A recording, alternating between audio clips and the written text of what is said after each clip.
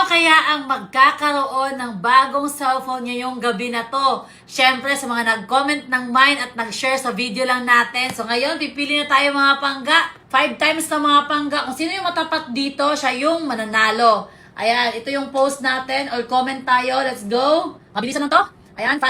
1, 2, 3, 4, 5. Check natin, man. Bagong phone daw. Sabi ni Juvie. Wala mga pangga. Hindi siya nakapag-share dun sa bagong video natin. Ayan. So, wala. Hanap tayo iba. 3 times ako mamimili ha. Kung wala, wala talaga. Ayan. Wala, hindi puser at saka hindi nakalock profile. Check natin. Naku, wala na naman. Paano kaya yan? Ay, naku po. Saan pa? Ayan. Hay, naku. Wala din.